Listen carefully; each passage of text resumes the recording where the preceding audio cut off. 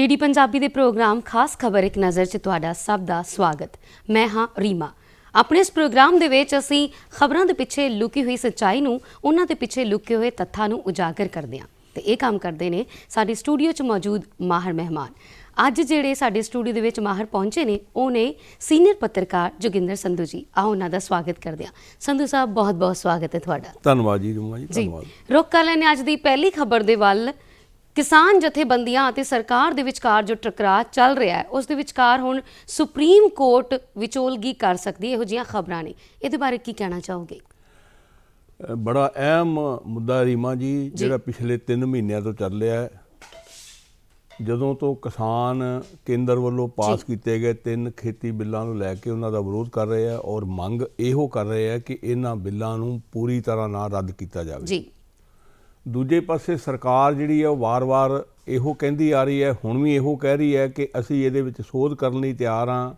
ਕਿਸਾਨਾਂ ਨੂੰ ਇਸ ਤਰ੍ਹਾਂ ਦੇ ਭਰੋਸੇ ਦਿਵਾਉਣ ਦੀ ਕੋਸ਼ਿਸ਼ ਵੀ ਕੀਤੀ ਜਾ ਰਹੀ ਹੈ ਕਿ MSP ਜਿਹੜੀ ਉਹ ਖਤਮ ਨਹੀਂ ਹੋਏਗੀ, ਮਾਰਕੀਟ ਕਮੇਟੀਆਂ ਨੂੰ ਕੁਝ ਨਹੀਂ ਹੋਏਗਾ, ਕਿਸਾਨਾਂ ਦਾ ਕੋਈ ਨੁਕਸਾਨ ਨਹੀਂ ਹੋਏਗਾ, ਉਹਨਾਂ ਦੀਆਂ ਜ਼ਮੀਨਾਂ 'ਤੇ ਕਬਜ਼ੇ ਨਹੀਂ ਕੀਤੇ ਜਾਣਗੇ। ਪਰ ਇਹ ਡਰ ਜਿਹੜਾ ਉਹ ਕਿਸਾਨਾਂ ਨੂੰ ਕਿਤੇ ਨਾ ਕਿਤੇ ਸਤਾ ਰਿਹਾ ਹੈ ਕਿ ਜਦੋਂ ਇਹ ਕਾਨੂੰਨ ਅਮਲੀ ਰੂਪ ਵਿੱਚ ਆਉਣਗੇ ਤਾਂ ਇਹਦੇ ਨਾਲ ਨਾ ਸਿਰਫ ਖੇਤੀਬਾੜੀ ਸੈਕਟਰ ਦਾ ਨੁਕਸਾਨ ਹੋਏਗਾ, ਕਿਸਾਨ ਪਰਿਵਾਰਾਂ ਦਾ, ਕਿਸਾਨਾਂ ਦਾ ਸਮੁੱਚੇ ਤੌਰ 'ਤੇ ਇਹਦੇ ਨਾਲ ਨੁਕਸਾਨ ਹੋਏਗਾ। ਉਹ ਇਹਨਾਂ ਕਾਨੂੰਨਾਂ ਨੂੰ ਆਪਣੇ ਹਿੱਤ ਵਿੱਚ ਨਹੀਂ ਸਮਝਦੇ। ਦੋਵੇਂ ਧਿਰਾਂ ਜਿਹੜੀਆਂ ਉਹ ਇਸ ਗੱਲ 'ਤੇ ਅੜੀਆਂ ਹੋਈਆਂ। ਕਈ ਦੌਰ ਦੀ ਜਿਹੜੀ ਵਾਰਤਾ ਉਹ ਵੀ ਚੱਲ ਚੁੱਕੀ ਹੈ। ਵਾਰਤਾਵਾਂ ਦੇ ਵਿੱਚ ਕਿਸਾਨਾਂ ਦੇ ਪ੍ਰਤੀਨਿਧੀ ਸ਼ਾਮਲ ਹੋਏ, ਸਰਕਾਰ ਦੇ ਮੰਤਰੀ ਵੀ ਸ਼ਾਮਲ ਹੋਏ, ਪਰ ਗੱਲ ਜਿਹੜੀ ਸੀ ਉਹ ਕਿਸੇ ਟਿਕਾਣੇ 'ਤੇ ਨਹੀਂ ਪੁੱਜੀ। ਬਰਨਾਲਾ ਅਜੇ ਵੀ ਉੱਥੇ ਦਾ ਉੱਥੇ ਹੀ ਹੈ। ਹੁਣ ਇਸ ਗੱਲ ਨੂੰ ਲੈ ਕੇ ਸੁਪਰੀਮ ਕੋਰਟ ਦੇ ਵਿੱਚ, ਕਿਉਂਕਿ ਦਿੱਲੀ ਦੇ ਆਲੇ ਦੁਆਲੇ ਵੱਖ-ਵੱਖ ਬਾਰਡਰਾਂ ਦੇ ਉੱਤੇ ਜਿਹੜੇ ਕਿਸਾਨ ਹੈ ਵੱਖ-ਵੱਖ ਸੂਬਿਆਂ ਨਾਲ ਸੰਬੰਧਿਤ ਆ, ਉਹ ਡੇਰੇ ਲਾਈ ਬੈਠੇ ਨੇ, ਧਰਨੇ ਮਾਰੀ ਬੈਠੇ ਨੇ। ਕੁਦਰਤੀ ਗੱਲ ਹੈ ਕਿ ਉਹਦੇ ਨਾਲ ਆਵਾਜਾਈ ਵੀ ਪ੍ਰਭਾਵਿਤ ਹੋਵੇਗੀ, ਲੋਕਾਂ ਦੇ ਕੰਮਕਾਰ ਵੀ ਕਿਸੇ ਹੱਦ ਤੱਕ ਪ੍ਰਭਾਵਿਤ ਹੁੰਦੇ ਹੈ। ਤੇ ਉਸ ਸੰਬੰਧ ਵਿੱਚ ਇੱਕ ਪਟੀਸ਼ਨ ਜਿਹੜੀ ਉਹ ਸੁਪਰੀਮ ਕੋਰਟ 'ਚ ਪਾਈ ਗਈ ਸੀ ਕਿ ਇਹ, ਕਿਉਂਕਿ ਇੱਕ ਪਾਸੇ ਕਰੋਨਾ ਕਾਲ ਵੀ ਚੱਲ ਰਿਹਾ ਤੇ ਕਿਸਾਨਾਂ ਨੂੰ ਇੱਥੋਂ ਮਤਲਬ ਜਿਹੜੇ ਇਹ ਇਹਨਾਂ ਦੇ ਧਰਨੇ ਪ੍ਰਦਰਸ਼ਨ ਹੈ ਕਿਸੇ ਤਰ੍ਹਾਂ ਇਹਨਾਂ ਦਾ ਹੱਲ ਕੀਤਾ ਜਾਵੇ ਤਾਂ ਕਿ ਲੋਕਾਂ ਦੇ ਕਾਰੋਬਾਰ ਜਿਹੜੇ ਪ੍ਰਭਾਵਿਤ ਨਾ ਹੋਣ। ਸੁਪਰੀਮ ਕੋਰਟ ਨੇ ਇਸ ਮਾਮਲੇ ਨੂੰ ਬਹੁਤ ਗੰਭੀਰਤਾ ਨਾਲ ਲਿਆ ਹੈ। ਜਿਹੜੇ ਮੁੱਖ ਜੱਜ ਨੇ, ਚੀਫ ਜਸਟਿਸ ਜਿਹੜੇ ਸਾਡੇ ਸੁਪਰੀਮ ਕੋਰਟ ਦੇ ਨੇ, ਉਹਨਾਂ ਨੇ ਸਿੱਧੇ ਤੌਰ 'ਤੇ ਇਹ ਮਾਮਲਾ ਆਪਣੇ ਧਿਆਨ ਵਿੱਚ ਲੈਂਦਿਆਂ ਇਸ ਬਾਰੇ ਚਿੰਤਾ ਜ਼ਾਹਰ ਕੀਤੀ ਹੈ ਕਿ ਇਹ ਇੰਨਾ ਲੰਮਾ ਮਾਮਲਾ ਕਿਉਂ ਚੱਲ ਗਿਆ। ਬਿਲਕੁਲ। ਇਸ ਦੇ ਨਾਲ ਹੀ ਉਹਨਾਂ ਨੇ ਕੇਂਦਰ ਸਰਕਾਰ ਨੂੰ, ਹਰਿਆਣਾ ਸਰਕਾਰ ਨੂੰ, ਪੰਜਾਬ ਸਰਕਾਰ ਨੂੰ ਔਰ ਉਹਨਾਂ ਨੂੰ ਨੋਟਿਸ ਜਾਰੀ ਕੀਤੇ ਨੇ ਕਿ ਤੁਸੀਂ ਇਸ ਮਾਮਲੇ 'ਚ ਜਵਾਬ ਦਿਓ ਕਿ ਹੁਣ ਤੱਕ ਇਹਦੇ ਵਿੱਚ ਕੀ ਪ੍ਰਗਤੀ ਹੋਈ ਹੈ ਤੇ ਅੱਗੋਂ ਕੀ ਕੀਤਾ ਜਾਣਾ ਹੈ। ਉਹਨਾਂ ਨੇ ਇਹ ਵੀ ਇਸ ਤਰ੍ਹਾਂ ਦਾ ਇਸ਼ਾਰਾ ਵੀ ਦਿੱਤਾ ਹੈ ਕਿ ਇਸ ਮਾਮਲੇ ਵਿੱਚ ਇੱਕ ਕਮੇਟੀ ਬਣਾਈ ਜਾਵੇ ਜਿਹਦੇ ਵਿੱਚ ਸਰਕਾਰ ਦੇ ਨੁਮਾਇੰਦੇ ਵੀ ਹੋਣ, ਕਿਸਾਨ ਜਥੇਬੰਦੀਆਂ ਦੇ ਨੁਮਾਇੰਦੇ ਵੀ ਸ਼ਾਮਲ ਹੋਣ, ਹੋਰ ਵੀ ਜਿਹੜੀਆਂ ਸੰਬੰਧਿਤ ਧਿਰਾਂ ਉਹਨਾਂ ਨੂੰ ਸ਼ਾਮਲ ਕਰਕੇ ਕਮੇਟੀ ਬਣਾਈ ਜਾਵੇ ਤਾਂ ਜੋ ਕਿਸੇ ਨਾ ਕਿਸੇ ਠੋਸ ਨਤੀਜੇ ਸਿੱਟੇ ਉੱਤੇ ਪਹੁੰਚਿਆ ਜਾਵੇ। ਕਿਉਂਕਿ ਇੰਨੇ ਲੰਮੇ ਸਮੇਂ ਤੱਕ ਅੰਦੋਲਨ ਦਾ ਚੱਲਣਾ, ਹਜ਼ਾਰਾਂ ਲੱਖਾਂ ਲੋਕਾਂ ਦਾ ਜਿਹੜਾ ਉਹਦੇ ਵਿੱਚ ਸ਼ਾਮਲ ਹੋਣਾ, ਇਹਦੇ ਨਾਲ ਜਿਹੜਾ ਦੇਸ਼ ਨੂੰ ਬਹੁਤ ਵੱਡਾ ਨੁਕਸਾਨ ਹੋ ਰਿਹਾ। ਰੇਲ ਗੱਡੀਆਂ ਜਿਹੜੀਆਂ ਬੰਦ ਰਹੀਆਂ, ਬੱਸਾਂ ਬੰਦ ਰਹੀਆਂ, ਹੋਰ ਵੀ ਕਈ ਤਰ੍ਹਾਂ ਦੇ ਕਾਰੋਬਾਰ ਜਿਹੜੇ ਉਹ ਪ੍ਰਭਾਵਿਤ ਹੋਏ ਔਰ ਇਹ ਇੱਕ ਚਿੰਤਾ ਦਾ ਵਿਸ਼ਾ ਸਾਰਿਆਂ ਵਾਸਤੇ ਹੀ ਹੈ। ਮੈਂ ਸਮਝਦਾ ਕਿ ਉਹਨਾਂ ਵਾਸਤੇ ਵੀ ਚਿੰਤਾ ਦਾ ਵਿਸ਼ਾ ਹੋਰ ਵੀ ਜ਼ਿਆਦਾ, ਜਿਹੜੇ ਲੋਕ ਇਹਦੇ ਵਿੱਚ ਅੰਦੋਲਨ ਕਰ ਰਹੇ ਆ, ਕਿਸਾਨ ਜਥੇਬੰਦੀਆਂ, ਉਹਨਾਂ ਲਈ ਵੀ ਦੁਬੱਲੀ ਚਿੰਤਾ ਦਾ ਵਿਸ਼ਾ ਹੈ। ਇੱਕ ਪਾਸੇ ਉਹ ਮੰਗ ਕਰ ਰਹੇ ਆ ਕਿ ਖੇਤੀ ਕਾਨੂੰਨ ਰੱਦ ਕੀਤੇ ਜਾਣ, ਦੂਜੇ ਪਾਸੇ ਉਹਨਾਂ ਦਾ ਆਪਣਾ ਨੁਕਸਾਨ ਵੀ ਹੋ ਰਿਹਾ ਹੈ। ਅੱਜ ਕੱਲ੍ਹ ਖੇਤੀਬਾੜੀ ਦਾ ਜਿਹੜਾ ਹਰ ਵੇਲੇ ਕੰਮ ਚੱਲਦਾ ਰਹਿੰਦਾ, ਉਹਨਾਂ ਦੇ ਕੰਮ ਜਿਹੜੇ ਉਹ ਪ੍ਰਭਾਵਿਤ ਹੋ ਰਹੇ ਨੇ, ਫਸਲਾਂ ਪ੍ਰਭਾਵਿਤ ਹੋ ਰਹੀਆਂ ਨੇ ਜਾਂ ਪਰਿਵਾਰ ਦੇ ਬਾਕੀ ਮੈਂਬਰਾਂ ਨੂੰ ਫਸਲਾਂ ਵਾਲੇ ਪਾਸੇ ਧਿਆਨ ਦੇਣਾ ਪੈ ਰਿਹਾ ਹੈ। ਹੁਣ ਇਹ ਗੱਲ ਜਦੋਂ ਜਿਹੜੇ ਕਿਸਾਨ ਜਥੇਬੰਦੀਆਂ ਦੇ ਆਗੂ ਹੈ ਉਹਨਾਂ ਕੋਲ ਜਦੋਂ ਇਹ ਗੱਲ ਗਈ ਹੈ ਕਿ ਸੁਪਰੀਮ ਕੋਰਟ ਨੇ ਕਿਹਾ ਕਿ ਇਸ ਮਾਮਲੇ ਵਿੱਚ ਕਮੇਟੀ ਬਣਾਈ ਜਾਵੇ ਤੇ ਬੈਠ ਕੇ ਇਹਦਾ ਜਿਹੜਾ ਉਹ ਹੱਲ ਲੱਭਿਆ ਜਾਵੇ, ਤਾਂ ਕਿਸਾਨ ਜਥੇਬੰਦੀਆਂ ਨੇ ਕਿਹਾ ਕਿ ਅਸੀਂ ਕਿਸੇ ਤਰ੍ਹਾਂ ਦੀ ਕਮੇਟੀ ਜਿਹੜੀ ਆ ਉਹਦੇ ਵਿੱਚ ਸ਼ਾਮਲ ਨਹੀਂ ਹੋਵਾਂਗੇ। ਪਹਿਲੀ ਗੱਲ ਤਾਂ ਉਹਨਾਂ ਨੇ ਇਹ ਕਹੀ ਹੈ ਕਿ ਸਾਡੇ ਕੋਲ ਅਜੇ ਤੱਕ ਇਸ ਤਰ੍ਹਾਂ ਦਾ ਕੋਈ ਲਿਖਤੀ ਪ੍ਰਸਤਾਵ ਜਾਂ ਸਾਨੂੰ ਇਸ ਤਰ੍ਹਾਂ ਦਾ ਕੋਈ ਆਦੇਸ਼ ਜਿਹੜਾ ਉਹ ਪ੍ਰਾਪਤ ਨਹੀਂ ਹੋਇਆ ਜਿਹਦੇ ਵਿੱਚ ਇਹ ਕਿਹਾ ਜਾਵੇ ਕਿ ਕਮੇਟੀ ਬਣਾ ਕੇ ਉਹਦੇ ਵਿੱਚ ਕੌਣ-ਕੌਣ ਸ਼ਾਮਲ ਹੋਏਗਾ ਔਰ ਕਿਸ ਢੰਗ ਦੇ ਨਾਲ ਜਿਹੜੀ ਉਹ ਕਮੇਟੀ ਆ ਉਹ ਇਹ ਫੈਸਲਾ ਕਰੇਗੀ। ਕਿਉਂਕਿ ਕਿਸਾਨਾਂ ਨੇ ਇੱਕ ਟੁੱਕ ਇਹੀ ਗੱਲ ਕੀਤੀ ਹੈ ਕਿ ਇਹ ਕਾਨੂੰਨ ਰੱਦ ਕੀਤੇ ਜਾਣੇ ਚਾਹੀਦੇ ਆ। ਇਹਦੇ ਵਾਸਤੇ ਨਾ ਸਾਨੂੰ ਕਿਸੇ ਕਮੇਟੀ ਬਣਾਉਣ ਦੀ ਲੋੜ ਹੈ, ਨਾ ਸਾਨੂੰ ਕਿਸੇ ਹੋਰ ਜਿਹੜੀ ਵਾਰਤਾ ਵਾਰ-ਵਾਰ ਉਹਨਾਂ ਕੋਲ ਜਿਹੜੇ ਕੇਂਦਰ ਸਰਕਾਰ ਵੱਲੋਂ ਪ੍ਰਸਤਾਵ ਆ ਰਹੇ ਹੈ ਉਹਨਾਂ ਬਾਰੇ ਵੀ ਉਹਨਾਂ ਦਾ ਜਿਹੜਾ ਉਹ ਇੱਕੋ ਹੀ ਸਟੈਂਡ ਰਿਹਾ ਹੈ ਜੀ। ਔਰ ਅੰਦੋਲਨ ਜਿਹੜਾ ਉਹ ਲਗਾਤਾਰ ਜਾਰੀ ਹੈ। ਉਹਦੇ ਵਿੱਚ ਹੋਰ ਜ਼ਿਆਦਾ ਲੋਕ ਇਕੱਠੇ ਹੋ ਰਹੇ, ਹੋਰ ਜ਼ਿਆਦਾ ਲੋਕ ਜੁੜ ਰਹੇ ਆ ਦਿਨੋਂ ਦਿਨ, ਕਿਉਂਕਿ ਜਿਹੜੀ ਸਰਦੀ ਦਾ ਮੌਸਮ ਹੈ, ਸਰਦੀ ਦਾ ਮੌਸਮ ਵੀ ਚਿੰਤਾ ਦਾ ਵਿਸ਼ਾ ਹੈ। ਉਹਦੇ ਵਿੱਚ ਕਈ ਕਿਸਾਨਾਂ ਦਾ ਪਿਛਲੇ ਦਿਨਾਂ 'ਚ ਆਪਾਂ ਦੇਖੀਏ ਤਾਂ ਆਵਾਜਾਈ ਦੌਰਾਨ ਜਾਂ ਸਰਦੀ ਕਰਕੇ ਜਾਂ ਹੋਰ ਕਿਸੇ ਕਾਰਨਾਂ ਕਰਕੇ ਉਹਨਾਂ ਦਾ ਨੁਕਸਾਨ ਵੀ ਹੋਇਆ, ਕੁਝ ਕਿਸਾਨਾਂ ਦੀਆਂ ਮੌਤਾਂ ਵੀ ਇਸ ਦੌਰਾਨ ਹੋ ਗਈਆਂ। ਇਸ ਕਰਕੇ ਇਹ ਮਾਮਲੇ ਦਾ ਜਲਦੀ ਤੋਂ ਜਲਦੀ ਹੱਲ ਲੱਭਣ ਵਾਸਤੇ ਸਾਰੀਆਂ ਧਿਰਾਂ ਨੂੰ ਸੰਜੀਦਾ ਯਤਨ ਜਿਹੜੇ ਉਹ ਕਰਨੇ ਪੈਣਗੇ। ਜਿੰਨਾ ਚਿਰ ਤੱਕ ਕਿਸਾਨਾਂ ਨੂੰ ਭਰੋਸੇ 'ਚ ਨਹੀਂ ਲਿਆ ਜਾਂਦਾ ਔਰ ਉਹਨਾਂ ਨੂੰ ਇਹ ਨਹੀਂ ਦੱਸਿਆ ਜਾਂਦਾ ਕਿ ਕਿਸੇ ਵੀ ਤਰ੍ਹਾਂ ਨਾਲ ਉਹਨਾਂ ਦਾ ਨੁਕਸਾਨ ਨਹੀਂ ਹੋਏਗਾ, ਤਾਂ ਕਿਸਾਨ ਸ਼ਾਇਦ ਆਪਣੀ ਉਸ ਮੰਗ ਤੋਂ ਪਿੱਛੇ ਹਟਣ ਵਾਸਤੇ ਤਿਆਰ ਨਹੀਂ ਹੋਣਗੇ। ਤੇ ਸਰਕਾਰ ਨੇ ਜੇ ਅੱਗੇ ਕਦਮ ਵਧਾਉਣਾ ਹੈ ਤੇ ਸਰਕਾਰ ਨੂੰ ਇਹ ਗੱਲ ਜਿਹੜੀ ਹੈ ਕਿਸਾਨਾਂ ਨੂੰ ਕਿਸੇ ਤਰ੍ਹਾਂ ਉਹਨਾਂ ਨੂੰ ਭਰੋਸਾ ਦਿਵਾਉਣਾ ਪਏਗਾ, ਲਿਖਤੀ ਰੂਪ ਵਿੱਚ ਉਹਨਾਂ ਨੂੰ ਇਸ ਗੱਲ ਦਾ ਯਕੀਨ ਦਿਵਾਉਣਾ ਪਏਗਾ ਕਿ ਇਹ ਜਿਹੜੇ 3 ਬਿੱਲ ਨੇ ਕਿਸੇ ਤਰ੍ਹਾਂ ਉਹਨਾਂ ਦੇ ਵਿਰੋਧ ਨਹੀਂ। ਹਾਲਾਂਕਿ ਵਾਰ-ਵਾਰ ਮੰਚਾਂ ਤੋਂ ਸਰਕਾਰ ਦੇ ਮੰਤਰੀ, ਸਰਕਾਰੀ ਧਿਰ ਵੱਲੋਂ ਵਾਰ-ਵਾਰ ਇਹੋ ਹੀ ਕਿਹਾ ਜਾ ਰਿਹਾ ਹੈ ਕਿ ਇਹ ਜਿਹੜੇ ਬਿੱਲ ਆ ਉਹਨਾਂ ਦੇ ਨੁਕਸਾਨ ਵਿੱਚ ਨਹੀਂ ਹਨ, ਪਰ ਕਿਸਾਨ ਇਸ ਗੱਲ ਦੇ ਨਾਲ ਸਹਿਮਤ ਨਹੀਂ ਹੋਏ। ਜੀ ਬਿਲਕੁਲ, ਇੱਕ ਪਾਸੇ ਕਿਸਾਨ ਅੰਦੋਲਨ ਜ਼ੋਰ ਫੜ ਰਿਹਾ, ਦੂਜੇ ਪਾਸੇ ਸਰਕਾਰ ਨੇ ਗੰਨਾ ਉਤਪਾਦਕਾਂ ਨੂੰ ਖੁਸ਼ ਕਰਨ ਦੇ ਲਈ ਜੋ ਖੰਡ ਨਿਰਯਾਤ ਹੈ ਉਹਦੇ ਲਈ 3500 ਕਰੋੜ ਦੀ ਸਬਸਿਡੀ ਜਿਹੜੀ ਆ ਉਹ ਜਾਰੀ ਕਰਨ ਦਾ ਫੈਸਲਾ ਲਿਆ। ਇਸ ਨੂੰ ਇੱਕ ਤੋਹਫੇ ਵਜੋਂ ਦੇਖਦੇ ਹੋ ਜਾਂ ਫਿਰ ਕਿਵੇਂ? ਇਸ ਗੱਲ ਨੂੰ ਆਪਾਂ ਤੋਹਫੇ ਵਜੋਂ ਘੱਟ ਵੇਖ ਸਕਦੇ ਹਾਂ, ਚਿੰਤਾ ਵਜੋਂ ਜ਼ਿਆਦਾ ਵੇਖ ਸਕਦੇ ਹਾਂ। ਚਿੰਤਾ ਇਸ ਗੱਲ ਦੀ ਹੈ ਕਿ ਪਿਛਲੇ ਕੁਝ ਸਾਲਾਂ ਤੋਂ ਕਿਸਾਨਾਂ ਦਾ ਬਹੁਤ ਜ਼ਿਆਦਾ ਪੈਸਾ, ਕਰੋੜਾਂ ਰੁਪਇਆ ਜਿਹੜਾ ਉਹ ਖੰਡ ਮਿੱਲਾਂ ਵੱਲ ਫਸਿਆ ਹੋਇਆ ਹੈ। ਖੰਡ ਮਿੱਲਾਂ ਕਹਿ ਰਹੀਆਂ ਕਿ ਅਸੀਂ ਘਾਟੇ 'ਚ ਜਾ ਰਹੇ ਹਾਂ, ਸਾਡਾ ਕਾਰੋਬਾਰ, ਇਸ ਕਰਕੇ ਉਹ ਕਿਸਾਨਾਂ ਨੂੰ ਭੁਗਤਾਨ ਨਹੀਂ ਕਰ ਰਹੇ। ਤੇ ਕਿਸਾਨ ਕਹਿ ਰਹੇ ਅਸੀਂ ਆਪਣੀਆਂ ਫਸਲਾਂ, ਆਪਣਾ ਗੰਨਾ ਇਹਨਾਂ ਨੂੰ ਵੇਚਿਆ, ਸਾਨੂੰ ਉਹਦੇ ਪੈਸੇ ਹੀ ਨਹੀਂ ਮਿਲੇ ਅਜੇ ਤੱਕ। ਬਹੁਤ ਜ਼ਿਆਦਾ ਜਿਹੜਾ ਉਹਨਾਂ ਦਾ ਪੈਸਾ ਖੰਡ ਮਿੱਲਾਂ ਵੱਲ ਖੜਾ ਹੈ। ਇਸ ਮੌਕੇ ਤੇ ਸਰਕਾਰ ਨੇ ਇੱਕ ਕਿਸਮ ਦੀ ਇਹਨੂੰ ਆਪਾਂ ਰਾਹਤ ਕਹਿ ਸਕਦੇ ਹਾਂ ਕਿ ਰਾਹਤ ਇਹ ਦਿੱਤੀ ਹੈ ਕਿ 3500 ਕਰੋੜ ਰੁਪਏ ਦੀ ਸਬਸਿਡੀ ਦੇ ਕੇ 60 ਲੱਖ ਟਨ ਜਿਹੜੀ ਖੰਡ ਹੈ ਉਹਨਾਂ ਨੇ ਕਿਹਾ ਕਿ ਤੁਸੀਂ ਵਿਦੇਸ਼ਾਂ ਨੂੰ ਬਰਾਮਦ ਕਰ ਸਕਦੇ ਹੋ ਔਰ ਉਹਦੇ ਉੱਤੇ ਤੁਹਾਨੂੰ ਅਸੀਂ ਇੰਨੀ ਸਬਸਿਡੀ ਦੇਵਾਂਗੇ, 3500 ਕਰੋੜ ਰੁਪਇਆ ਸਬਸਿਡੀ ਦੇਵਾਂਗੇ। ਔਰ ਇਹ ਸਬਸਿਡੀ ਜਿਹੜੀ ਹੈ ਉਹ ਸਿੱਧੀ ਮਿੱਲਾਂ ਵਾਲਿਆਂ ਨੂੰ ਨਹੀਂ ਮਿਲੇਗੀ, ਕਿਸਾਨਾਂ ਦੇ ਖਾਤਿਆਂ ਵਿੱਚ ਜਾਵੇਗੀ, ਤਾਂ ਕਿ ਜਿਨ੍ਹਾਂ ਕਿਸਾਨਾਂ ਦਾ ਪੈਸਾ ਖੰਡ ਮਿੱਲਾਂ ਵੱਲ ਰਹਿੰਦਾ ਹੈ ਉਹਨਾਂ ਦੇ ਨੁਕਸਾਨ ਦੀ ਪੂਰਤੀ ਹੋ ਸਕੇ, ਉਹਨਾਂ ਨੂੰ ਉਹ ਪੈਸਾ ਮਿਲ ਸਕੇ ਜਿਹੜਾ ਪੈਸੇ ਵਾਸਤੇ ਉਹ ਪਿਛਲੇ ਸਮੇਂ ਦੇ ਵਿੱਚ ਗੰਨਾ ਕਿਸਾਨ ਜਿਹੜੇ ਆ ਉਹ ਵੀ ਲਗਾਤਾਰ ਅੰਦੋਲਨ ਕਰਦੇ ਆ ਰਹੇ ਆ ਔਰ ਵਾਰ-ਵਾਰ ਉਹ ਇਹੀ ਗੱਲ ਕਹਿੰਦੇ ਆ ਰਹੇ ਕਿ ਇੱਕ ਪਾਸੇ ਸਾਨੂੰ ਗੰਨੇ ਦਾ ਭਾਅ ਪੂਰਾ ਨਹੀਂ ਮਿਲਦਾ, ਦੂਜੇ ਪਾਸੇ ਜਿਹੜਾ ਗੰਨਾ ਅਸੀਂ ਵੇਚ ਦਿੰਦੇ ਆ ਉਹਦੇ ਪੈਸੇ ਹੀ ਨਹੀਂ ਮਿਲਦੇ। ਹੁਣ ਅਜਿਹੀ ਸਥਿਤੀ ਵਿੱਚ ਸੋਚਣ ਵਾਲੀ ਗੱਲ ਹੈ ਕਿ ਕਿਸਾਨ ਕਿੱਥੇ ਜਾਣਗੇ। ਇਸ ਕਰਕੇ ਇਹ ਜਿਹੜੀ ਸਬਸਿਡੀ ਕੇਂਦਰ ਸਰਕਾਰ ਵੱਲੋਂ ਜਾਰੀ ਕੀਤੀ ਗਈ ਹੈ, ਇਹ ਰਾਹਤ ਇਹਨੂੰ ਆਪਾਂ ਕਹਿ ਸਕਦੇ ਹਾਂ ਕਿ ਜਿਹੜਾ ਉਹਨਾਂ ਨੂੰ ਕਾਫੀ ਸਮੇਂ ਤੋਂ ਉਹਨਾਂ ਦਾ ਪੈਸਾ ਨਹੀਂ ਮਿਲਿਆ, ਕਿਸਾਨਾਂ ਨੂੰ ਉਹਦੇ ਨਾਲ ਇਹ ਰਾਹਤ ਮਿਲੇਗੀ ਕਿ ਉਹਨਾਂ ਨੂੰ ਉਹਨਾਂ ਦਾ ਪੈਸਾ ਮਿਲ ਜਾਏਗਾ। ਔਰ ਜਿਹੜੇ ਖੰਡ ਮਿੱਲਾਂ ਵਾਲੇ ਇਹ ਗੱਲ ਕਹਿ ਰਹੇ ਸੀਗੇ ਕਿ ਸਾਡਾ ਕਾਰੋਬਾਰ ਘਾਟੇ 'ਚ ਜਾ ਰਿਹਾ, ਅਸੀਂ ਕਿਸਾਨਾਂ ਨੂੰ ਅਦਾਇਗੀ ਕਰਨ ਦੇ ਵਿੱਚੋਂ ਕਈ ਤਰ੍ਹਾਂ ਦੇ ਟਾਲ ਮਟੋਲ ਕਰ ਰਹੇ ਸੀ, ਉਹਨਾਂ ਨੂੰ ਵੀ ਥੋੜ੍ਹੀ ਇਹਦੇ ਨਾਲ ਜਿਹੜੀ ਉਹ ਰਾਹਤ ਮਿਲੇਗੀ। ਜੀ ਬਿਲਕੁਲ, ਗੱਲ ਕਰ ਰਹੇ ਹਾਂ ਕਰੋਨਾ ਮਾਮਲਿਆਂ ਦੀ। ਕਰੋਨਾ ਮਾਮਲਿਆਂ ਦੇ ਵਿੱਚ ਵਿਸ਼ਵ ਭਰ ਦੇ ਵਿੱਚ ਜਿੱਥੇ 7.5 ਕਰੋੜ ਤੋਂ ਪਾਰ ਹੋ ਚੁੱਕੇ ਨੇ ਮਰੀਜ਼ਾਂ ਦੇ ਆંકੜੇ, ਉੱਥੇ ਭਾਰਤ ਦੇ ਵਿੱਚ ਸੁਖਦ ਖਬਰ ਇਹ ਹੈ ਕਿ ਇੱਕ ਪਾਸੇ ਤਾਂ 2.9% ਜਿਹੜੀ ਇਹ ਦਰ ਘਟੀ ਹੈ, ਨਾਲ ਹੀ ਜਿਹੜੀ ਭਾਰਤ ਦੀ ਸਵਦੇਸ਼ੀ ਵੈਕਸੀਨ ਹੈ ਕੋਵੈਕਸੀਨ, ਉਹ ਪਹਿਲੇ ਚਰਨ ਦੇ ਵਿੱਚ ਕਾਫੀ ਜ਼ਿਆਦਾ ਸੁਰੱਖਿਅਤ ਰਹੀ ਹੈ। ਕਿਵੇਂ ਵੇਖਦੇ ਹੋ ਇਸ ਖਬਰ ਨੂੰ? ਕਰੋਨਾ ਨੇ 1 ਸਾਲ ਲੰਘਾਤਾ ਪੂਰਾ। ਜੀ ਹਜੇ ਵੀ ਜੇ ਆਪਾਂ ਕਹੀਏ ਕਿ ਇਹਦੇ ਵਾਲੇ ਪਾਸਿਓਂ ਕੋਈ ਗ੍ਰੀਨ ਸਿਗਨਲ ਜਾਂ ਹਰੀ ਝੰਡੀ ਆ ਗਈ ਹੈ, ਇੱਦਾਂ ਦਾ ਕੁਝ ਦਿਖਾਈ ਨਹੀਂ ਦਿੰਦਾ ਜੀ। ਹਜੇ ਵੀ ਲੋਕ ਜਿਹੜੇ ਉਹ ਚੌਕਸੀ ਵਰਤ ਰਹੇ ਆ, ਇਹਤਿਆਤ ਵਰਤ ਰਹੇ ਆ। ਸਰਕਾਰਾਂ ਜਿਹੜੀਆਂ ਉਹ ਵੀ ਪੱਬਾਂ ਪਾ ਰਿਹਾ, ਜਿਹੜੀਆਂ ਦਵਾਈ ਵਾਲੀਆਂ ਕੰਪਨੀਆਂ ਨੇ ਉਹ ਵੀ ਜ਼ੋਰ ਲਾ ਰਹੀਆਂ ਕਿ ਜਲਦੀ ਤੋਂ ਜਲਦੀ ਟੀਕਾ ਆਵੇ। ਤੇ ਟੀਕਾ ਵੀ ਆਪਾਂ ਜੇ ਕਹਿ ਦਈਏ ਜੇ ਕਿ ਉਹ ਬਿਲਕੁਲ ਆ ਕੇ ਬੂਹੇ ਦੇ ਉੱਤੇ ਖੜਾ ਹੈ, ਬਿਲਕੁਲ ਪੂਰੀ ਤਿਆਰੀ ਹੈ। ਕੁਝ ਟੀਕੇ ਜਿਹੜੇ ਉਹ ਫਾਈਨਲ ਸਟੇਜ ਵਿੱਚ ਪਹੁੰਚ ਗਏ ਹੈ, ਅੰਤਮ ਪੜਾਅ ਵਿੱਚ ਪਹੁੰਚ ਗਏ ਆ, ਕੁਝ ਲੱਗਣ ਵਾਸਤੇ ਤਿਆਰ ਹੈ, ਕੁਝ ਦੇ ਜਿਹੜੇ ਉਹ ਟੈਸਟ ਚੱਲ ਰਹੇ ਆ। ਜਿਸ ਤਰ੍ਹਾਂ ਭਾਰਤ ਵਿੱਚ ਬਣਾਇਆ ਗਿਆ ਟੀਕਾ, ਉਹਦੀ ਪਰਖ ਕੀਤੀ ਗਈ ਹੈ ਤਾਂ ਉਹ ਦੇਖਿਆ ਗਿਆ ਕਿ ਉਹਦੇ ਸਿੱਟੇ ਜਿਹੜੇ ਉਹ ਚੰਗੇ ਆਏ ਆ ਤੇ ਕਿਸੇ ਤਰ੍ਹਾਂ ਦੇ ਮਾੜੇ ਪ੍ਰਭਾਵ ਜਿਹੜੇ ਉਹ ਸਰੀਰ ਦੇ ਉੱਤੇ ਕਿਸੇ ਦੇ ਨਹੀਂ ਪਏ। ਸਵਾਲ ਇਸ ਗੱਲ ਦਾ ਹੈ ਕਿ ਉਹ ਟੀਕੇ ਜਿਹੜੇ ਆ ਉਹ ਕਦੋਂ ਲੱਗਣਗੇ ਤੇ ਕਦੋਂ ਲੋਕ ਇਸ ਭੈ ਤੋਂ ਮੁਕਤ ਹੋਣਗੇ।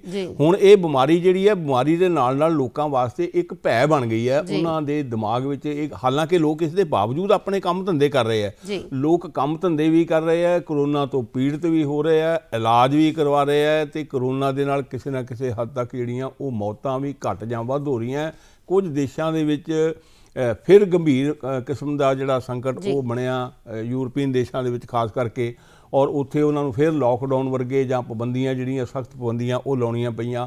ਭਾਰਤ ਦੇ ਵਿੱਚ ਵੀ ਆਪਾਂ ਦੇਖਿਆ ਪਿਛਲੇ ਦਿਨਾਂ ਵਿੱਚ ਗੁਜਰਾਤ, ਮਹਾਰਾਸ਼ਟਰ, ਇੱਥੋਂ ਤੱਕ ਕਿ ਪੰਜਾਬ ਵਿੱਚ ਵੀ, ਹਿਮਾਚਲ ਵਿੱਚ ਵੀ ਰਾਤ ਦਾ ਜਿਹੜਾ ਕਰਫਿਊ ਲਾਇਆ ਗਿਆ। ਕੁਛ ਜਿਹੜੇ ਕਾਰੋਬਾਰ ਸੀ ਉਹਨਾਂ ਦੇ ਉੱਤੇ ਫਿਰ ਉਹਦਾ ਅਸਰ ਪਿਆ। ਅਸੀਂ ਉਸ ਜਿਹੜਾ ਦੌਰ ਹੈ ਉਹਦਾ, ਕਰੋਨਾ ਦਾ ਦੌਰ, ਦਹਿਸ਼ਤ ਦਾ ਦੌਰ, ਉਹਦਾ ਭੈ ਦਾ ਦੌਰ ਜਿਹੜਾ, ਉਹਦੇ ਤੋਂ ਪੂਰੀ ਤਰ੍ਹਾਂ ਅਜੇ ਮੁਕਤ ਨਹੀਂ ਹੋ ਸਕੇ। ਉਸ ਵੱਲ ਨੂੰ ਵੱਧ ਰਹੇ ਹਾਂ। ਚੰਗੇ ਸਿੱਟੇ ਜਿਹੜੇ ਉਹ ਇਹ ਆ ਰਹੇ ਆ ਭਾਰਤ ਦੇ ਵਿੱਚ ਖਾਸ ਕਰਕੇ ਕਿ ਜਿਹੜੇ ਪੋਜ਼ੀਟਿਵ ਲੋਕ ਆ ਰਹੇ ਆ, ਇਸ ਬਿਮਾਰੀ ਤੋਂ ਪੀੜਤ ਜਿਹੜੇ ਲੋਕ ਆ ਰਹੇ, ਉਹਨਾਂ ਦੀ ਗਿਣਤੀ ਵੀ ਲਗਾਤਾਰ ਘਟ ਰਹੀ ਹੈ। ਠੀਕ ਹੋਣ ਵਾਲਿਆਂ ਦੀ ਗਿਣਤੀ ਜਿਹੜੀ ਉਹ ਵੱਧ ਰਹੀ ਹੈ ਤੇ ਮੌਤਾਂ ਦੀ ਜਿਹੜੀ ਦਰ ਹੈ ਉਹ ਵੀ ਪਹਿਲਾਂ ਦੇ ਮੁਕਾਬਲੇ ਘਟੀ ਹੈ। ਇਸ ਸਭ ਦੇ ਬਾਵਜੂਦ ਇਹਦੇ ਪ੍ਰਤੀ ਨਾਲ ਜਿਹੜੀਆਂ ਚੇਤਾਵਨੀਆਂ ਵੀ ਦਿੱਤੀਆਂ ਜਾ ਰਹੀਆਂ ਮਾਹਰਾਂ ਵੱਲੋਂ ਕਿ ਇਹ ਜਿਹੜੇ ਸਰਦੀ ਦੇ ਦਿਨ ਆ, ਖਾਸ ਕਰਕੇ ਦਸੰਬਰ ਦਾ ਮਹੀਨਾ, ਜਨਵਰੀ ਦਾ ਮਹੀਨਾ, ਕਿਉਂਕਿ ਕੜਾਕੇ ਦੀ ਠੰਡ ਪੈ ਰਹੀ ਹੈ, ਇਹਦੇ ਵਿੱਚ ਉਹ ਕਹਿੰਦੇ ਇਹ ਫੇਰ ਹੋਰ ਜ਼ਿਆਦਾ ਜ਼ੋਰ ਫੜ ਸਕਦਾ ਹੈ। ਇਹ ਇੱਕ ਕਿਸਮ ਦਾ ਮੈਂ ਸਮਝਦਾ ਕਿ ਲੋਕਾਂ ਨੂੰ ਚੌਕਸ ਕਰਨ ਵਾਲੀ ਗੱਲ ਹੈ ਕਿ ਲੋਕ ਜਿਹੜੇ ਉਹ ਅਵੇਸਲੇ ਨਾ ਹੋ ਜਾਣ ਕਿ ਹੁਣ ਤਾਂ ਇਹਦੀਆਂ ਮੌਤਾਂ ਬਹੁਤ ਘੱਟ ਗਈਆਂ ਜੀ, ਮਾਮਲੇ ਬਹੁਤ ਘੱਟ ਗਏ ਜੀ, ਹੁਣ ਕੁਝ ਨਹੀਂ ਜੀ, ਕਰੋਨਾ ਖਤਮ ਹੋ ਗਿਆ ਜੀ। ਇਸ ਕਰਕੇ ਇਹਦੇ ਪ੍ਰਤੀ ਅਜੇ ਵੀ ਚੌਕਸੀ ਬਣਾਈ ਰੱਖਣੀ ਚਾਹੀਦੀ ਹੈ। ਲੋਕਾਂ ਨੂੰ ਜਿਹੜੇ ਕਦਮ ਹੈ ਸੁਰੱਖਿਆ ਵਜੋਂ ਉਹ ਚੁੱਕਣੇ ਚਾਹੀਦੇ ਆ, ਧਿਆਨ ਦੇਣਾ ਚਾਹੀਦਾ ਇਸ ਮਾਮਲੇ ਬਾਰੇ, ਜਦੋਂ ਤੱਕ ਇਹ ਜਿਹੜੀ ਅਲਾਮਤ ਹੈ ਇਹ ਪੂਰੀ ਤਰ੍ਹਾਂ ਨਾਲ ਖਤਮ ਨਹੀਂ ਹੋ ਜਾਂਦੀ। ਬਿਲਕੁਲ ਜੀ, ਤੁਸੀਂ ਚੌਕਸੀ ਦੀ ਗੱਲ ਕੀਤੀ ਹੈ ਤੇ ਇੱਕ ਰਿਪੋਰਟ ਇਹ ਗੱਲ ਕਹਿੰਦੀ ਹੈ ਕਿ ਦੁਨੀਆ ਦੀ 1/4 ਆਬਾਦੀ 2022 ਤੱਕ ਵੀ ਕੋਵਿਡ-19 ਦੀ ਵੈਕਸੀਨ ਨੂੰ ਪ੍ਰਾਪਤ ਨਹੀਂ ਕਰ ਸਕੇਗੀ। ਉਹਦੇ ਬਾਰੇ ਕੀ ਕਹਿਣਾ ਤੁਹਾਡਾ? ਆਬਾਦੀ ਜਿਹੜੀ ਹੈ ਸੰਸਾਰ ਦੀ ਬਹੁਤ ਜ਼ਿਆਦੀ ਹੈ। ਬਿਲਕੁਲ। ਜਿਸ ਤੇਜ਼ੀ ਦੇ ਨਾਲ, ਜਿਸ ਸਪੀਡ ਨਾਲ, ਜਿਸ ਮਾਤਰਾ ਦੇ ਵਿੱਚ ਟੀਕੇ ਦਾ ਨਿਰਮਾਣ ਹੋ ਰਿਹਾ, ਉਹ ਸ਼ਾਇਦ ਕਿਤੇ ਉਹਦੇ ਨਾਲ ਅਜੇ ਤੱਕ ਮੈਚ ਨਹੀਂ ਗੱਲ ਕਰ ਰਹੀ। ਆਪਾਂ ਜੇ ਦੇਖੀਏ ਤਾਂ ਸਮੂਹਕ ਤੌਰ ਤੇ ਜਾਂ ਵੱਡੇ ਪੱਧਰ ਦੇ ਉੱਤੇ ਅਜੇ ਇਹ ਵੈਕਸੀਨੇਸ਼ਨ ਦਾ ਕੰਮ ਸ਼ੁਰੂ ਹੀ ਨਹੀਂ ਹੋਇਆ। ਕੰਮ ਸ਼ੁਰੂ ਹੋਏਗਾ ਔਰ ਫਿਰ ਇੰਨੀ ਵੱਡੀ ਆਬਾਦੀ ਜਿਹੜੀ ਹੈ ਪੂਰੇ ਸੰਸਾਰ ਦੀ, ਉਹ ਸਾਰੀ ਆਬਾਦੀ ਨੂੰ ਜੇ ਆਪਾਂ ਕਵਰ ਕਰਨਾ ਹੈ ਤੇ ਉਹ ਸਾਰੀ ਆਬਾਦੀ ਇੰਨੀ ਜਲਦੀ ਜਿਹੜੀ ਕਵਰ ਨਹੀਂ ਹੋ ਸਕਦੀ, ਉਹਨੂੰ ਸਮਾਂ ਤਾਂ ਲੱਗੇਗਾ ਹੀ। ਪਰ ਉਹਦੇ ਵਿੱਚ ਜਿਸ ਤਰ੍ਹਾਂ ਸਰਕਾਰਾਂ ਵੱਲੋਂ ਵੀ ਨਿਯਮ ਬਣਾਏ ਜਾ ਰਹੇ ਹੈ, ਜਿਹੜੇ ਡਾਕਟਰੀ ਮਾਹਰ ਉਹਨਾਂ ਵੱਲੋਂ ਵੀ ਸੁਝਾਅ ਦਿੱਤੇ ਜਾ ਰਹੇ ਆ ਕਿ ਸਭ ਤੋਂ ਪਹਿਲਾਂ ਕਿਹੜੇ ਲੋਕਾਂ ਨੂੰ ਇਹ ਟੀਕੇ ਲੱਗਣੇ ਚਾਹੀਦੇ ਆ, ਜਿਹੜੇ ਜ਼ਿਆਦਾ ਗੰਭੀਰ, ਜਿਨ੍ਹਾਂ ਨੂੰ ਖਤਰਾ ਹੈ ਉਹਨਾਂ ਨੂੰ ਲੱਗਣਾ ਚਾਹੀਦਾ, ਜਾਂ ਜਿਹੜੇ ਲੋਕ ਇਹਦੇ ਕੋਵਿਡ ਦੇ ਇਲਾਜ ਵਿੱਚ ਲੱਗੇ ਹੋਏ ਆ ਉਹਨਾਂ ਨੂੰ, ਜਿਹੜੇ ਸੁਰੱਖਿਆ ਕਰਮਚਾਰੀ ਹੈ ਉਹਨਾਂ ਨੂੰ, ਜਾਂ ਜਿਹੜੇ ਕੁਝ ਲੋਕ ਪਹਿਲਾਂ ਹੀ ਗੰਭੀਰ ਕਿਸਮ ਦੇ ਰੋਗਾਂ ਤੋਂ ਪੀੜਤ ਆ ਉਹਨਾਂ ਤੇ ਆਪਾਂ ਕਹਿ ਸਕਦੇ ਹਾਂ ਕਿ ਕੋਵਿਡ ਜ਼ਿਆਦਾ ਅਸਰ ਕਰਦਾ, ਜਲਦੀ ਅਸਰ ਕਰਦਾ, ਉਹਨਾਂ ਨੂੰ। ਮਤਲਬ ਇਸ ਤਰ੍ਹਾਂ ਉਹ ਵਾਰੀ ਜਿਹੜੇ ਆ ਉਹਨਾਂ ਲੋਕਾਂ ਨੂੰ ਜਿਹੜਾ ਟੀਕਾਕਰਨ ਉਹਨਾਂ ਦਾ ਕੀਤਾ ਜਾਵੇਗਾ। ਤੇ ਇਸ ਤਰ੍ਹਾਂ ਕੁਝ ਆਬਾਦੀ ਜਿਹੜੀ ਆ ਉਹ 1/4 ਨਹੀਂ, ਅਸੀਂ ਸਮਝਦੇ ਜੇ 21 ਦੇ ਵਿੱਚ ਅੱਧੀ ਆਬਾਦੀ ਨੂੰ ਵੀ ਲੱਗ ਜਾਵੇ ਸੰਸਾਰ ਦੀ ਨੂੰ, ਤਾਂ ਇਹ ਵੀ ਬਹੁਤ ਵੱਡੀ ਗੱਲ ਹੋਏਗੀ। ਪਰ ਜੇ ਉਸ ਪਾਸੇ ਵੱਲ ਕਦਮ ਚੁੱਕੇ ਜਾਣਗੇ ਤਾਂ ਹੌਲੀ ਹੌਲੀ ਕਦੀ ਨਾ ਕਦੀ ਉਸ ਨੂੰ ਕਵਰ ਕਰ ਲਿਆ ਜਾਵੇਗਾ।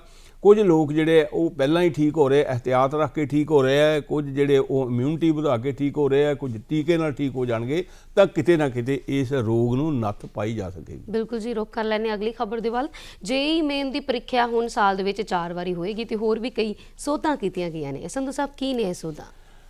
ਇਹ ਇੱਕ ਕਿਸਮ ਦੀ ਉਹਨਾਂ ਵਿਦਿਆਰਥੀਆਂ ਵਾਸਤੇ ਰਾਹਤ ਦੀ ਗੱਲ ਹੈ ਰੀਮਾ ਜੀ, ਜਿਨ੍ਹਾਂ ਨੇ JEE ਦੀ ਜਿਹੜੀ ਪ੍ਰੀਖਿਆ ਉਹ ਦੇਣੀ ਹੈ। ਪਹਿਲਾਂ ਇਹ ਪ੍ਰੀਖਿਆ ਸਿਰਫ 2 ਵਾਰ ਹੁੰਦੀ ਸੀ ਸਾਲ ਵਿੱਚ, ਤੇ ਹੁਣ ਇਹ 4 ਵਾਰ ਕਰ ਦਿੱਤੀ ਗਈ ਹੈ।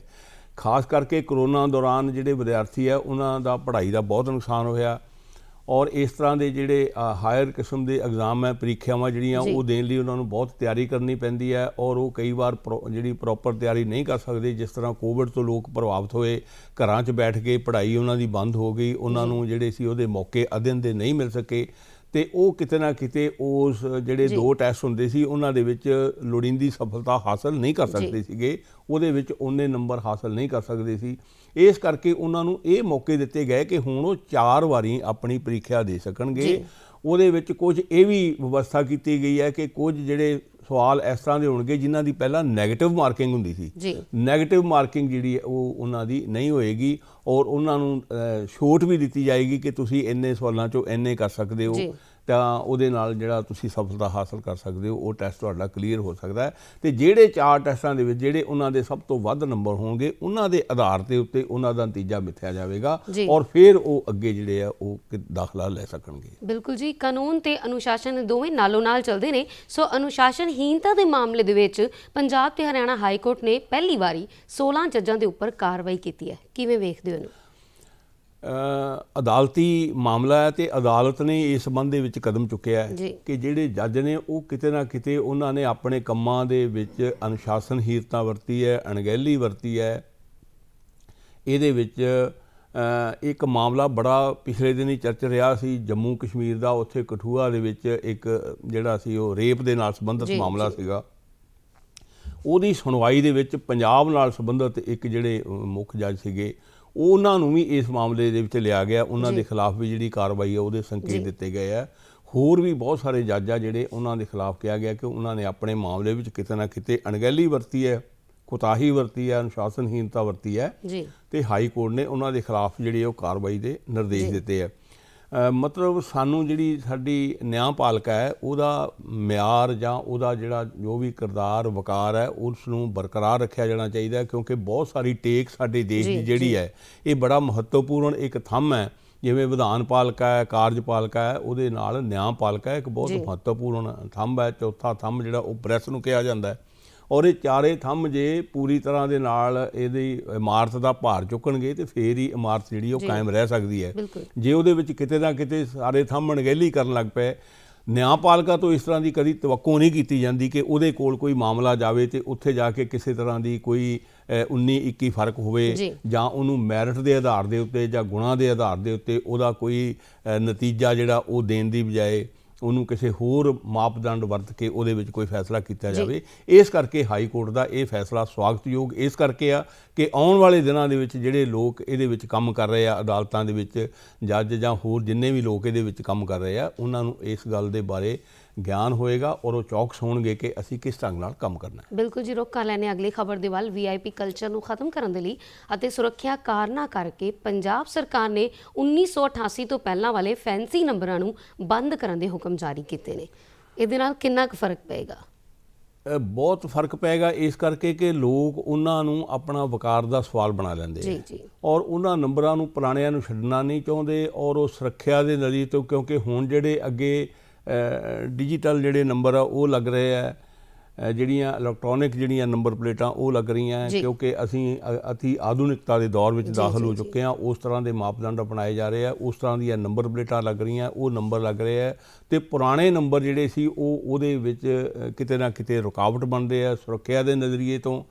ਪਰ ਲੋਕ ਕਿਉਂਕਿ ਉਹਨਾਂ ਨੂੰ ਛੱਡਣਾ ਨਹੀਂ ਚਾਹੁੰਦੇ ਸੀ, ਇਸ ਕਰਕੇ ਹਾਲਾਂਕਿ ਇਸ ਤਰ੍ਹਾਂ ਦੇ ਕਾਨੂੰਨ ਹਰਿਆਣਾ ਵਿੱਚ, ਹਿਮਾਚਲ ਦੇ ਵਿੱਚ ਪਹਿਲਾਂ ਹੀ ਬਣ ਚੁੱਕੇ ਆ ਤੇ ਪੰਜਾਬ ਨੇ ਵੀ ਹੁਣ ਇਹ ਕਾਨੂੰਨ ਬਣਾਇਆ ਕਿ ਜਿਹੜੇ ਪੁਰਾਣੇ ਜਿਹੜੇ ਫੈਂਸੀ ਨੰਬਰ ਹੈ ਜਿਨ੍ਹਾਂ ਨੂੰ ਲੋਕ ਛੱਡਣਾ ਨਹੀਂ ਚਾਹੁੰਦੇ, ਉਹਨਾਂ ਦਾ ਮੂੰਹ ਨਹੀਂ ਛੱਡ ਰਹੇ, ਉਹਨਾਂ ਨੂੰ ਆਪਣਾ ਸਟੇਟਸ ਸਿੰਬਲ ਜਿਹੜਾ ਉਹ ਬਣਾ ਲੈਂਦੇ ਆ ਕਿ ਮੇਰੇ ਕੋਲ ਇਹ ਨੰਬਰ ਹੈ ਤੇ ਇੰਨੇ ਸਮੇਂ ਤੋਂ ਚੱਲਦਾ ਆ ਰਿਹਾ। ਉਹ ਕਈ ਵਾਰ ਆਪਣਾ ਵਹੀਕਲ ਬਦਲ ਲੈਂਦੇ ਆ ਪਰ ਨੰਬਰ ਨਹੀਂ ਬਦਲਣਾ ਚਾਹੁੰਦੇ, ਉਸ ਨੂੰ ਅੱਗੇ ਤੋਂ ਅੱਗੇ ਉਹ ਜਾਰੀ ਰੱਖਦੇ ਆ। ਸਰਕਾਰ ਨੇ ਪਾਬੰਦੀ ਲਾਈ ਹੈ ਕਿ ਜਦੋਂ ਤੋਂ 1988 ਦਾ ਕਾਨੂੰਨ ਜਿਹੜਾ ਉਹ ਹਰਕਤ ਵਿੱਚ ਆਇਆ, ਉਹ ਲਾਗੂ ਹੋਇਆ, ਇੰਪਲੀਮੈਂਟ ਹੋਇਆ, ਉਸ ਤੋਂ ਪਹਿਲਾਂ ਦੇ ਜਿਹੜੇ ਨੰਬਰ ਹੈ ਉਹਨਾਂ ਦੇ ਉੱਤੇ ਪੂਰੀ ਤਰ੍ਹਾਂ ਪਾਬੰਦੀ ਲਾਈ ਜਾਵੇ। ਬਿਲਕੁਲ ਜੀ, ਅਖੀਰ ਦੇ ਵਿੱਚ ਗੱਲ ਕਰ ਲੈਂਦੇ ਹਾਂ ਮੌਸਮ ਦੀ। ਮੌਸਮ ਦੇ ਵਿੱਚ ਅੰਮ੍ਰਿਤਸਰ ਸਭ ਤੋਂ ਜ਼ਿਆਦਾ ਠਰਿਆ ਰਿਹਾ ਤੇ ਸ਼ੀਤ ਲਹਿਰ ਜਾਰੀ ਹੈ। ਛੋਟੇ ਸ਼ਬਦਾਂ ਦੇ ਵਿੱਚ ਕੀ ਕਹਿਣਾ ਚਾਹੋਗੇ? ਮੌਸਮ ਜਿਹੜਾ ਇਸ ਵੇਲੇ ਬਹੁਤ ਜ਼ਿਆਦਾ ਵਿਗੜ ਗਿਆ, ਧੁੰਦ ਹੈ, ਚਾਰ ਚਫੇਰੇ ਠੰਡ ਹੈ। ਲੋਕਾਂ ਨੂੰ ਜਿਹੜਾ ਬਚਾਅ ਰੱਖਣਾ ਚਾਹੀਦਾ, ਸੁਰੱਖਿਆ ਰੱਖਣੀ ਚਾਹੀਦੀ ਹੈ, ਖਾਸ ਕਰਕੇ ਆਵਾਜਾਈ ਦੇ ਨਿਯਮਾਂ ਦਾ ਪਾਲਣ ਕਰਨਾ ਚਾਹੀਦਾ। ਇਸ ਦੇ ਨਾਲ ਬਚਾਓ ਦੇ ਵਿੱਚ ਹੀ ਬਚਾਓ ਹੈ। ਸੰਧੂ ਸਾਹਿਬ ਸਾਡੇ ਸਟੂਡੀਓ ਦੇ ਵਿੱਚ ਆਏ, ਇੰਨੀ ਅਨਮੋਲ ਜਾਣਕਾਰੀ ਦਿੱਤੀ, ਤੁਹਾਡਾ ਬਹੁਤ ਬਹੁਤ ਧੰਨਵਾਦ। ਸਾਡੇ ਦਰਸ਼ਕਾਂ ਦਾ ਵੀ ਧੰਨਵਾਦ।